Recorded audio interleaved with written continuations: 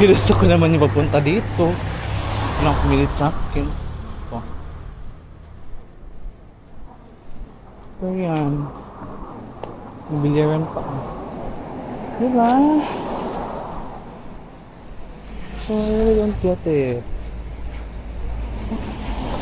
Sinasabi pa lang video talaga safe. Safe na safe, oh.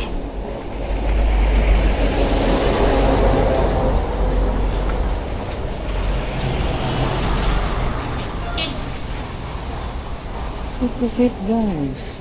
I just have to, kasi I'm wearing a Telsin neck holder ng action cam na ginagamit ko ngayon.